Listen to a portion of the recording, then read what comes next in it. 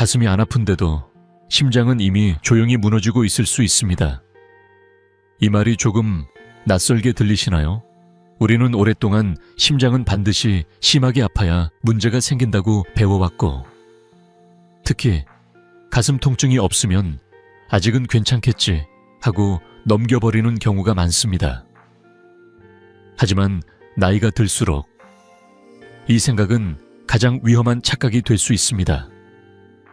혹시 최근에 속이 더부룩하고 답답해서 소화제를 드신 적 있으신가요? 명치가 꽉 막힌 느낌이 들고 등이 뻐근해서 잠시 쉬면 나아질 거라 생각하신 적은 없으신가요? 만약 그 순간이 단순한 체기가 아니라 심장이 마지막 힘을 다해 보내는 신호였다면 어떨까요? 오늘 저는 바로 그 이야기를 드리려 합니다. 저는 이승호입니다. 올해로 85 의사로 살아온 지 어느덧 50회에 가까워졌습니다.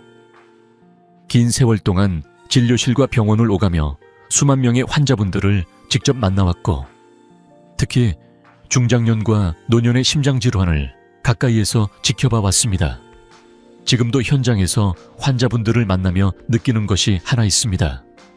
많은 위급한 순간이 병이 무서워서가 아니라 설마라는 생각 때문에 만들어진다는 사실입니다. 몇 해 전 유난히 추운 겨울밤이었습니다. 75세의 한 할머니가 응급실로 실려 오셨습니다. 가슴이 아프냐는 질문에 할머니는 고개를 저으셨습니다. 대신 명치가 답답하고 등이 이상하게 쑤신다고 하셨지요. 저녁에 드신 음식이 체한 것 같아 소화제를 드시고 집에서 몇 시간을 버티셨다고 했습니다. 보호자분의 얼굴에는 걱정과 후회가 뒤섞인 표정이 그대로 드러나 있었습니다. 검사 결과를 확인하는 순간 저는 마음이 무거워졌습니다. 심근경색이 이미 상당 부분 진행된 상태였기 때문입니다. 조금만 더 빨리 오셨다면 손상은 훨씬 줄일 수 있었을지도 모릅니다. 할머니는 제 손을 꼭 잡고 조용히 말씀하셨습니다. 그냥 나이 들어서 그런 줄 알았어요. 그 한마디에는 너무 많은 어르신들이 공통으로 가지고 있는 생각이 담겨 있었습니다. 바로 이 지점이 오늘 영상의 출발점입니다. 고령자의 심근경색은 교과서처럼 드라마처럼 나타나지 않습니다. 뚜렷한 가슴 통증 없이도 소화불량이나 근육통처럼 아주 모호한 모습으로 다가옵니다. 그래서 더 쉽게 놓치고, 그래서 더 위험합니다. 오늘 이 시간을 통해 저는 여러분께 겁을 주고 싶어서가 아니라 내 몸이 보내는 신호를 알아보는 눈을 함께 만들어 드리고 싶습니다. 이 신호를 알고 기억하는 것만으로도 여러분 자신은 물론이고 사랑하는 가족의 생명을 지킬 수 있습니다. 지금부터 제가 말씀드릴 이야기는 어려운 의학 강의가 아닙니다. 진료실에서, 응급실에서, 그리고 수많은 후회의 순간 속에서 제가 배운 아주 현실적인 이야기입니다. 본격적으로 들어가기 전에 잠시만 마음을 열고 제 이야기에 귀를 기울여 주시면 좋겠습니다. 오늘 이 시간이 언젠가 여러분이나 가족에게 가장 소중한 시간이 되기를 진심으로 바랍니다. 심근경색은 통증의 병이 아니라 시간의 병입니다. 이 말을 처음 들으면 고개를 갸웃하시는 분들도 계실 겁니다. 우리는 흔히 병이 아프면 병이고 아프지 않으면 아직 괜찮다고 생각합니다. 하지만 심근경색은 그와 전혀 다른 얼굴을 하고 다가옵니다.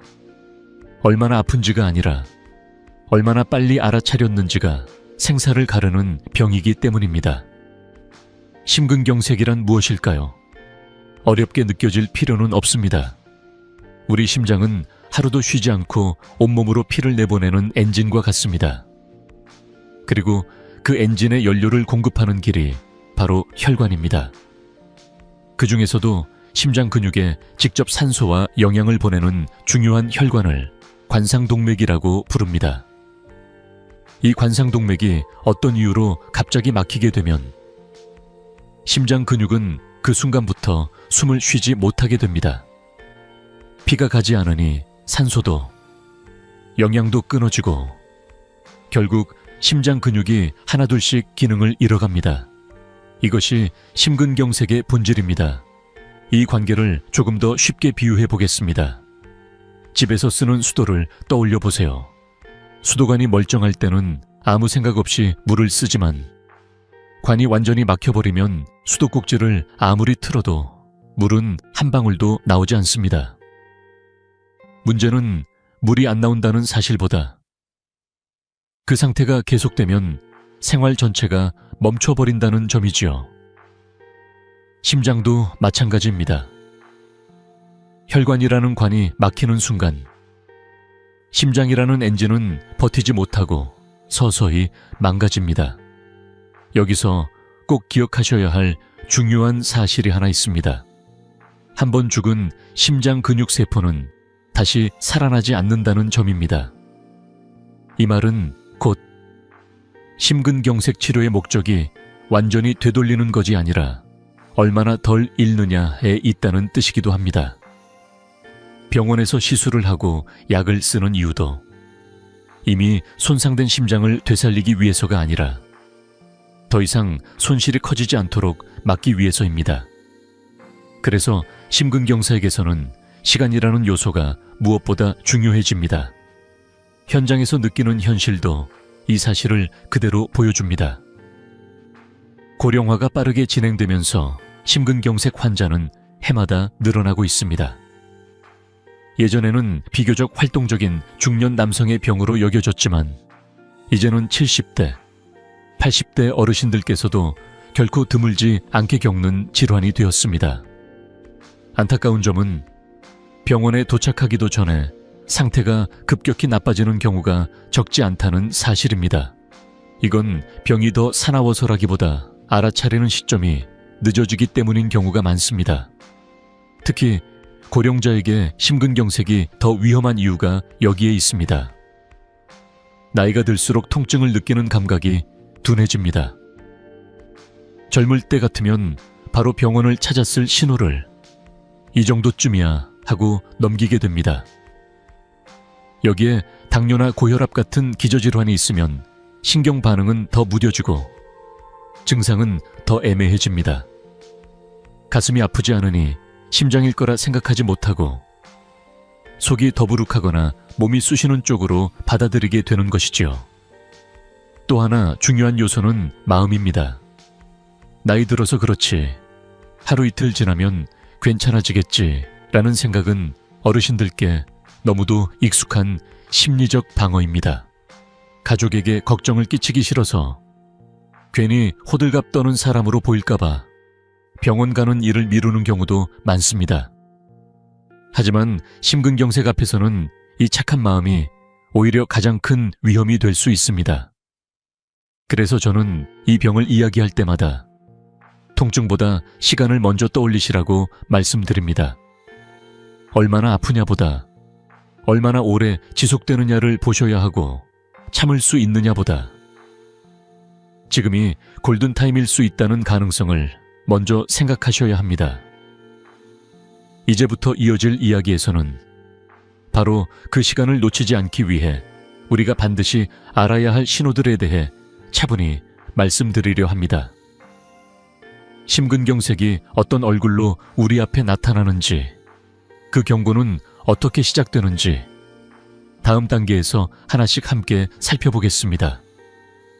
이 신호들은 대부분 병이 아니라 일상으로 착각됩니다. 그래서 더 위험합니다. 진료실에서 어르신들을 만나 뵐 때마다 저는 같은 말을 반복해서 듣곤 합니다. 그 정도는 다들 겪는 거 아니냐. 나이 들면 원래 이런 거지 라는 말입니다. 바로 이 익숙함이 심근경색의 첫 경고를 가려버립니다. 많은 분들이 심장병이라고 하면 칼로 찌르듯 날카로운 가슴 통증을 떠올립니다. 하지만 실제로 심근경색에서 가장 흔한 통증은 그런 모습이 아닙니다. 찌르는 아픔보다는 가슴 한가운데를 무언가로 꾹 눌러놓은 듯한 느낌, 커다란 돌덩이가 얹혀 있는 것 같은 답답함으로 시작되는 경우가 훨씬 많습니다. 숨을 크게 쉬어도 시원하지 않고 자세를 바꿔도 묘하게 가슴이 조여오는 느낌이 20분 이상 이어집니다. 이때 많은 어르신들은 체했나 보다, 잠깐 무리했나 보다 하고 스스로를 안심시킵니다. 문제는 이 통증이 한 곳에만 머무르지 않는다는 점입니다. 처음에는 가슴이 답답하더니 어느 순간 왼쪽 팔 안쪽이 저릿해지고 어깨가 무거워지거나 턱이 당기는 느낌이 들기도 합니다. 어떤 분들은 등이 쑤시고 어떤 분들은 명치가 꽉 막힌 것처럼 불편하다고 표현하십니다. 특징적인 점은 아픈 위치가 계속 바뀌는 것 같다는 느낌입니다. 아까는 가슴이더니 지금은 등이네 하면서 오히려 심장이 아니라 다른 원인을 떠올리게 됩니다. 여기에 동반되는 신호들이 있습니다. 이유 없이 식은땀이 흐르고 조금만 움직여도 갑자기 기운이 쭉 빠지는 느낌이 듭니다. 평소라면 아무렇지 않게 하던 일인데 몸이 말을 듣지 않는 것처럼 느껴집니다. 속이 메스껍고 울렁거리거나 숨이 막히는 듯 답답해지는 경우도 있습니다. 그런데도 어르신들께서는 어제 잠을 못 자서 그런가 보다, 혈압이 좀 올라서 그런가 보다 하며 일상의 연장선으로 받아들이십니다. 제가 기억하는 한 장면이 있습니다. 새벽녘에 화장실에 가려고 침대에서 일어나던 한 어르신이 계셨습니다. 일어서자마자 가슴이 답답해지고 등이 당겨와 그대로 침대 옆에 주저앉으셨다고 합니다. 잠시 숨을 고르고 나니 조금 괜찮아진 것 같아 다시 누우셨고 조금만 쉬면 괜찮아지겠지라고 생각하셨다고 했습니다. 그 짧은 망설임이 병원을 늦게 찾게 만든 결정적인 이유였습니다. 이런 착각은 아주 자연스럽습니다. 통증이 계속 심해지지 않고 가만히 있으면 조금 누그러지는 것처럼 느껴지기 때문입니다. 그래서 더 참아보게 되고 그래서 더 시간을 보내게 됩니다. 하지만 심근경색의 신호는 늘 이렇게 애매한 얼굴로 시작합니다.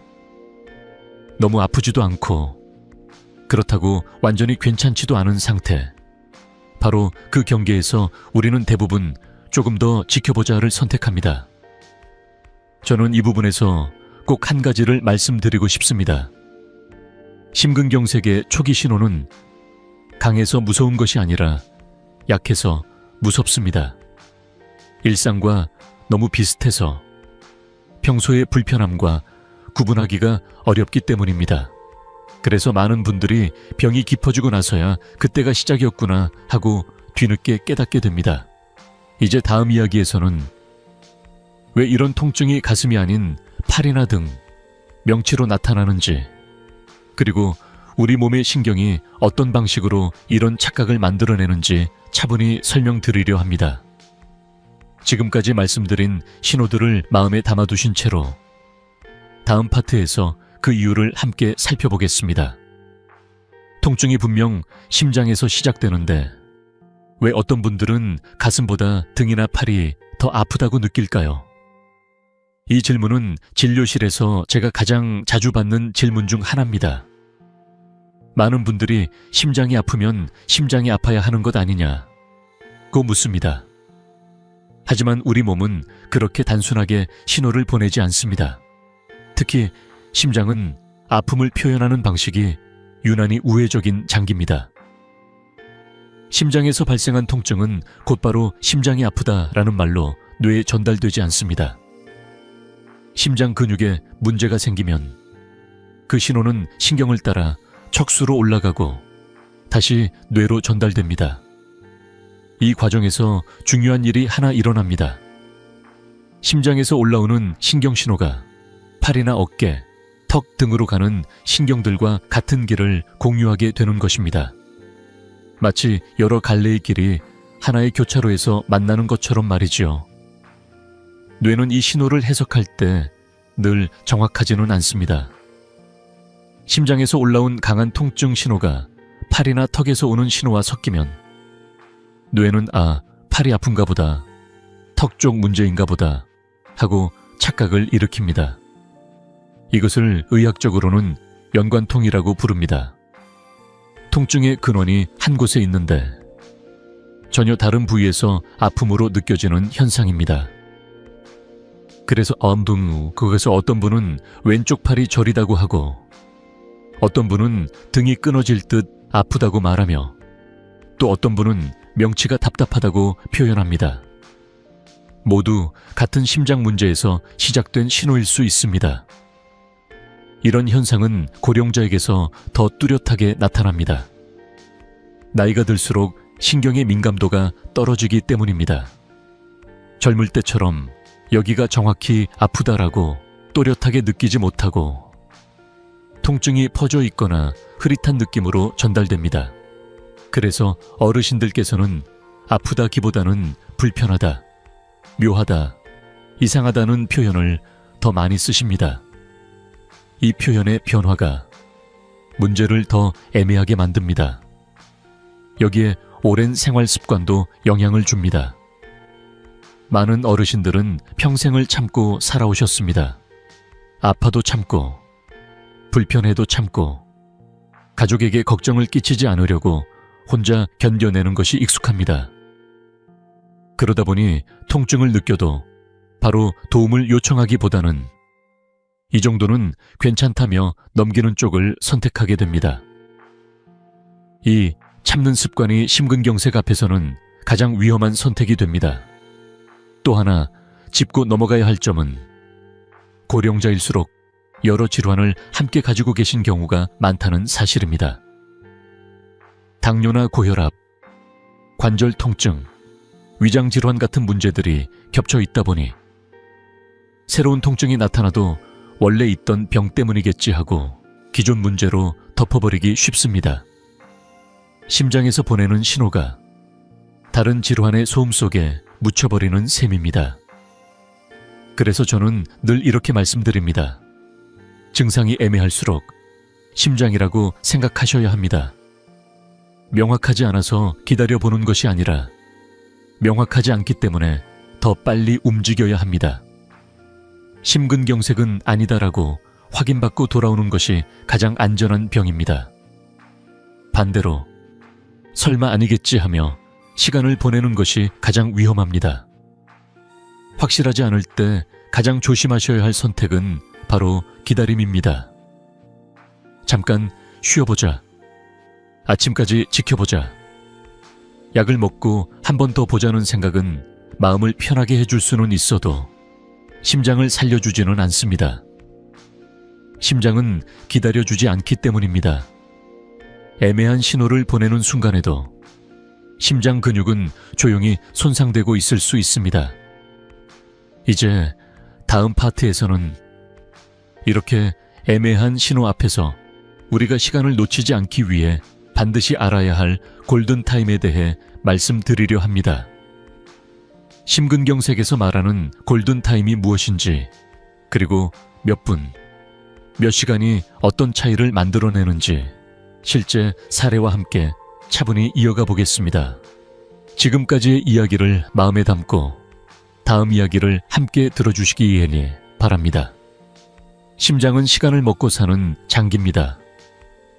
이 말은 응급실에서 수없이 되뇌게 되는 문장입니다. 심근경색을 겪는 순간 심장은 고통을 호소하기보다 조용히 시간을 요구합니다. 그리고 그 시간을 얼마나 지켜냈는지가 이후의 삶을 완전히 갈라놓습니다. 심근경색에서 말하는 골든타임이란 막혀버린 혈관을 다시 열어 심장 근육에 피를 보내줄 수 있는 제한된 시간을 뜻합니다. 이 시간 안에 혈류가 회복되면 심장 근육의 손상을 최소한으로 막을 수 있지만 그 시간을 넘기면 이야기는 달라집니다. 심장은 단 한순간도 쉬지 않고 움직이는 장기이기 때문에 산소 공급이 끊긴 상태를 오래 견디지 못합니다. 혈관이 막힌 그 순간부터 심장 근육은 조용히, 그러나 분명하게 약해지기 시작합니다. 이 과정을 숫자로 설명하면 이해는 쉽지만 마음에 와 닿지는 않습니다. 그래서 저는 숫자 대신 감각으로 설명하고 싶습니다. 심근경색에서 중요한 것은 5분이냐, 10분이냐가 아닙니다. 한 번의 망설임입니다.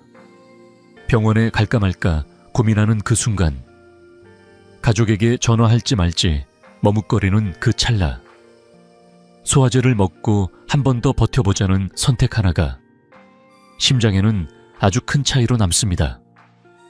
응급실에서 환자를 맞이할 때 저와 동료 의사들이 가장 많이 나누는 말이 있습니다. 조금만 더 빨랐으면 좋았을 텐데. 이 말은 대단히 자주, 그리고 조용히 오갑니다. 큰 소리로 하지 않아도 서로의 눈빛만으로 충분히 통합니다.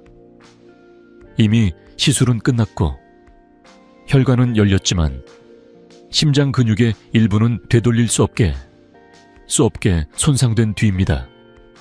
그때 우리는 압니다. 병이 무서웠던 것이 아니라 시간이 부족했던 것이라는 사실을요. 심근경색의 무서움은 갑작스러움에만 있지 않습니다. 기다려주지 않는다는 데 있습니다. 통증이 잠잠해지는 것처럼 느껴져도 심장 근육은 그 사이에도 계속해서 손상을 입고 있을 수 있습니다.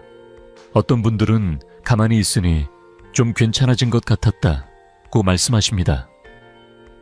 하지만 그건 심장이 회복된 것이 아니라 신호가 둔해졌을 뿐인 경우가 많습니다.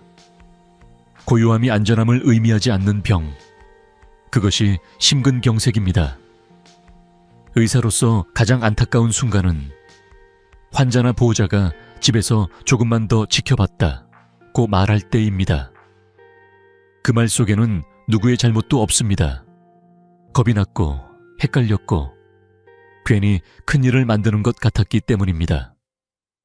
하지만 심근경색 앞에서는 그 모든 망설임이 결국 시간을 잃는 선택으로 이어질 수 있습니다. 심장은 그런 사정을 이해해주지 않습니다. 산소가 오지 않으면 그저 버티지 못할 뿐입니다. 그래서 저는 골든타임을 설명할 때마다 이렇게 말씀드립니다. 심근경색은 병원에 빨리 가는 사람이 이기는 병이 아니라 빨리 결정을 내리는 사람이 살아남는 병이라고요. 구급차를 부르는 순간, 병원 문을 넘는 순간보다 더 중요한 것은 그 결심을 얼마나 일찍 했느냐입니다. 이제 다음 이야기에서는 이 시간을 집에서 흘려보내게 만드는 가장 흔한 이유, 그리고 실제로 몇 시간을 버티다 심각한 손상을 입게 된 한 사례를 통해 지연이 어떤 결과를 남기는지 말씀드리려 합니다. 골든타임이 왜 말뿐인 개념이 아니라 실제 삶을 바꾸는 경계선인지 다음 파트에서 함께 이어가 보겠습니다. 그날 밤을 저는 아직도 또렷하게 기억하고 있습니다. 집에서 몇 시간을 버티다 결국 응급실로 오신 그 할머니의 얼굴은 통증보다는 지친 표정이 먼저 눈에 들어왔습니다. 많이 아팠느냐고 묻자 할머니는 고개를 저으셨습니다. 아픈 건 아닌데 그냥 이상했어요. 그 말 속에는 심근경색 환자분들께서 가장 자주 남기시는 표현이 담겨 있었습니다. 할머니는 처음 불편함을 느꼈을 때 바로 누워 쉬었다고 하셨습니다. 잠깐 눈이 조금 괜찮아진 것 같았고 그래서 다시 버텨보자고 마음먹으셨다고 합니다. 시간이 지나도 완전히 편해지지는 않았지만 그래도 견딜 수는 있을 것 같았다고 하셨습니다. 소화제를 먹고 따뜻한 물을 마시고 이불을 한 번 더 덮고 나면 아침이 오지 않겠느냐는 생각으로 몇 시간을 보내셨습니다. 하지만 병원에 도착했을 때 검사 결과는 분명했습니다. 심근경색이 상당 시간 진행된 상태였습니다. 다행히 막힌 혈관을 뚫는 시술은 성공적으로 끝났습니다. 의학적으로 보면 응급처치는 잘 이루어졌고 생명도 지켜냈습니다. 그러나 심장 초음파를 보며 저는 마음이 무거워졌습니다. 이미 일정 부분의 심장 근육은 되돌릴 수 없는 손상을 입은 뒤였기 때문입니다. 이런 상황에서 환자분이나 보호자분들은 종종 이렇게 말씀하십니다. 그래도 살았으니 다행이죠. 물론 맞는 말입니다. 하지만 그 말 뒤에는 쉽게 드러나지 않는 또 다른 현실이 있습니다. 심근경색 이후의 삶은 이전과 같을 수 없다는 사실입니다.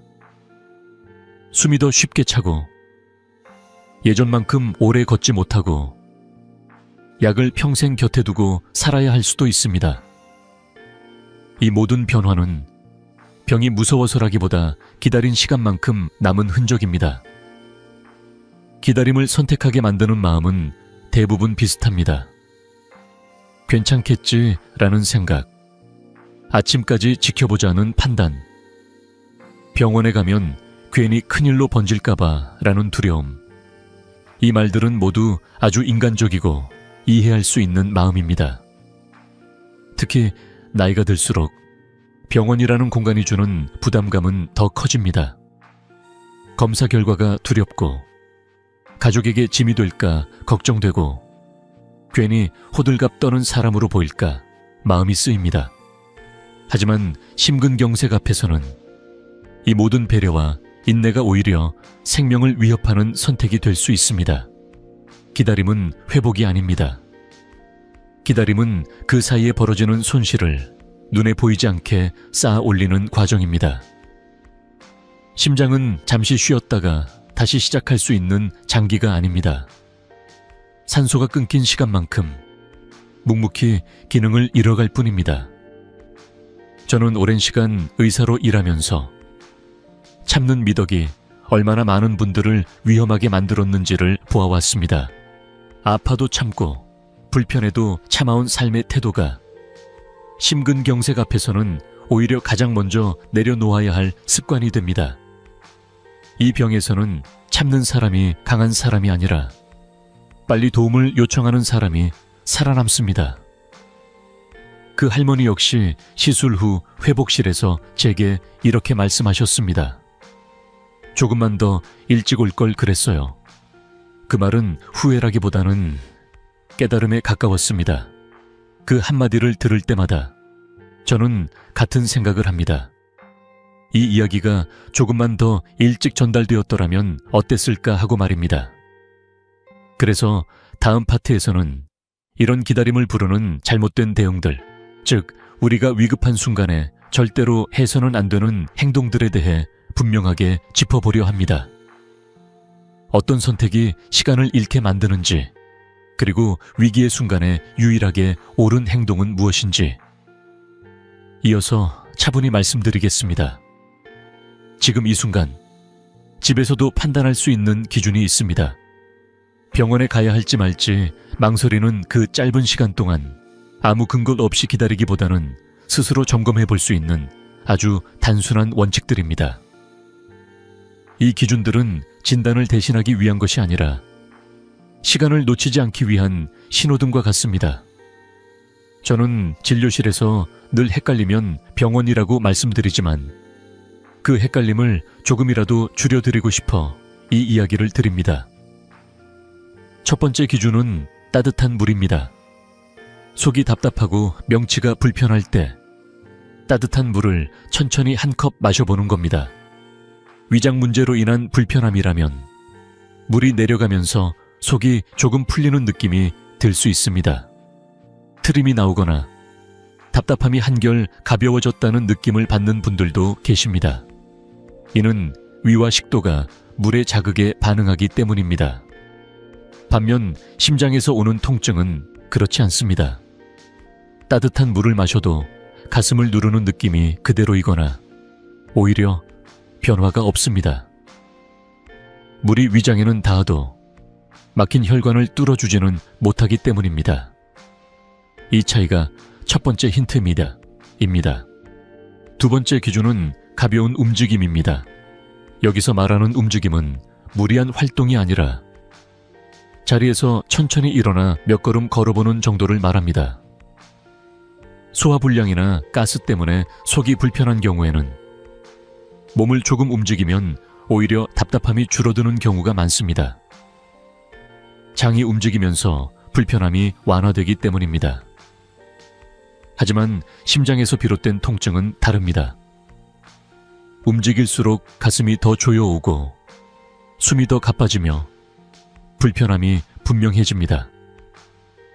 심장은 움직일 때 더 많은 산소를 필요로 하는데 혈관이 막힌 상태에서는 그 요구를 감당하지 못하기 때문입니다. 가만히 있을 때보다 움직일 때 더 힘들다 하는 느낌이 들면 이때는 심장을 의심하셔야 합니다. 세 번째 기준은 시간입니다. 이 기준이 어쩌면 가장 중요합니다. 위장 문제로 인한 통증이나 불편함은 시간이 지나면서 파도처럼 오르내리는 경우가 많습니다. 잠시 심했다가 어느 순간 조금 가라앉기도 합니다. 하지만 심근경색에서 오는 통증은 자비가 없습니다. 15분, 20분이 지나도 호전되지 않고 비슷한 강도로 지속되거나 점점 더 분명해집니다. 숨이 막히는 느낌이나 식은땀이 함께 나타난다면 이때는 더 이상 지켜볼 이유가 없습니다.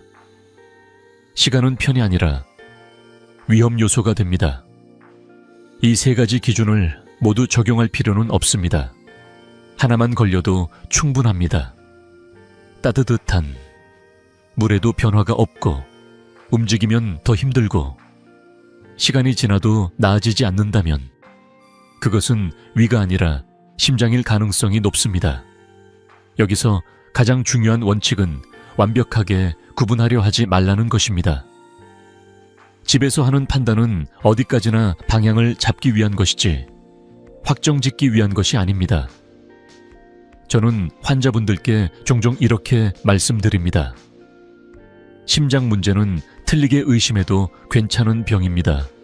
병원에 갔는데 심장이 아니라고 하면 그보다 다행인 일은 없습니다. 반대로 심장일 수도 있는데 집에서 기다리는 것은 그 어떤 선택보다 위험할 수 있습니다. 애매할 때는 확실한 쪽이 아니라 위험한 쪽을 먼저 생각하셔야 합니다. 이제 다음 파트에서는 이런 상황에서 많은 분들이 무심코 선택하는 행동들, 그러나 시간을 가장 많이 빼앗아가는 행동들에 대해 말씀드리려 합니다.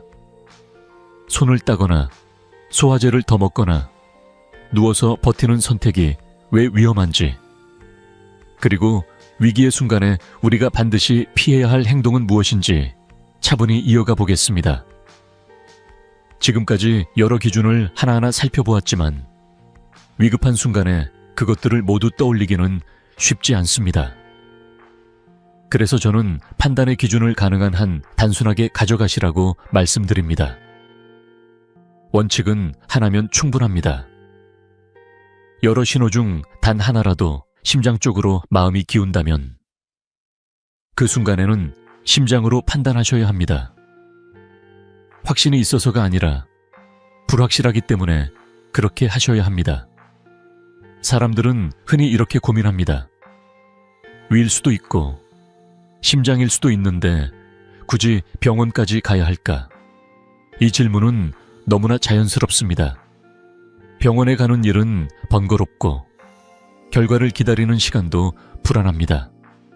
괜히 큰 병으로 오해받는 건 아닐지, 응급실을 괜히 찾았다가 민망해지지는 않을지 마음이 앞섭니다. 특히 어르신들께서는 이런 걱정을 더 많이 하십니다. 그래서 조금만 애매하면 스스로 판단해서 집에 머무르는 쪽을 선택하게 됩니다. 하지만 심근경색은 그런 배려와 계산이 통하지 않는 병입니다. 이 병의 가장 큰 특징은 한번 놓치면 되돌릴 수 없다는 점입니다.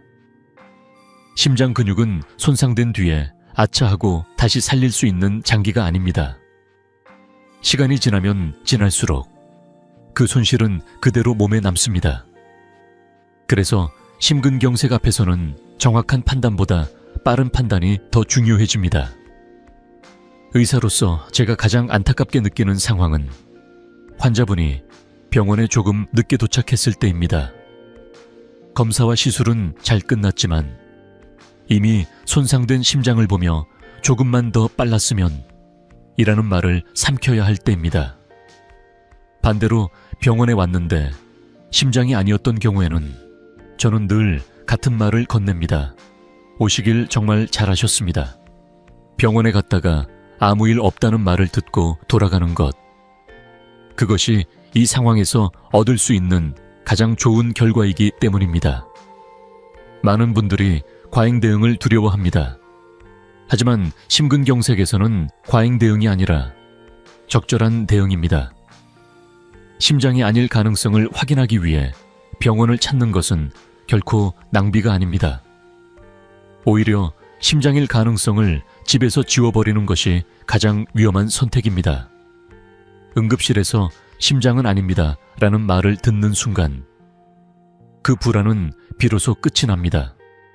집에서 혼자 고민하며 시간을 보내는 동안에는 불안도 위험도 계속 함께 커집니다. 저는 환자분들과 보호자분들께 자주 이렇게 말씀드립니다. 위일 수도 있고 심장일 수도 있다면 답은 하나입니다. 그 답은 기다림이 아니라 확인입니다. 확인을 받는 가장 빠르고 안전한 방법은 스스로 판단을 끝내려 하지 않고 의료진의 도움을 받는 것입니다. 이 선택은 겁이 많아서가 아니라 생명을 소중히 여긴다는 증거입니다. 이제 다음 파트에서는 이렇게 애매한 상황에서 많은 분들이 무심코 하게 되는 행동들, 그러나 시간을 가장 많이 빼앗아가는 행동들에 대해 분명히 짚어보려 합니다. 손을 따거나 소화제를 더 먹거나 집에서 누워 버티는 선택이 왜 위험한지, 그리고 위기의 순간에 우리가 반드시 피해야 할 행동이 무엇인지 이어서 차분히 말씀드리겠습니다. 이 행동들은 선의로 시작하지만 결과는 치명적일 수 있습니다. 위급한 순간일수록 사람은 본능적으로 익숙한 선택을 합니다. 평소에 해오던 방식, 주변에서 보고 배운 방식, 혹은 이 정도는 괜찮겠지 라는 경험에 기대어 행동하게 됩니다. 하지만 심근경색 앞에서는 바로 그 익숙함이 가장 위험한 함정이 됩니다. 저는 이 파트에서 반드시 기억해 주셨으면 하는, 절대로 해서는 안 되는 행동들을 분명하게 말씀드리고 싶습니다. 먼저 손가락을 따는 행위입니다. 아직도 많은 어르신들께서 가슴이 답답하거나 명치가 불편하면 반사적으로 바늘을 찾으십니다. 손을 따면 피가 나오고, 그러면 뭔가 막힌 것이 뚫릴 것 같다는 느낌을 받기 때문입니다. 하지만 심근경색은 혈관 안에서 벌어지는 문제입니다. 손끝의 피를 몇 방울 내는 행위는 막힌 심장 혈관과는 아무런 관련이 없습니다. 의학적으로도 도움이 되지 않을 뿐더러 오히려 병원에 가야 할 시간을 빼앗는 행동입니다.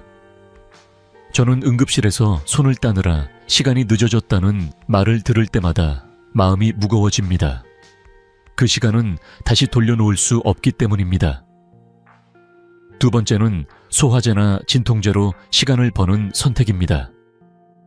일단 약 먹고 지켜보자는 생각은 너무도 자연스럽습니다.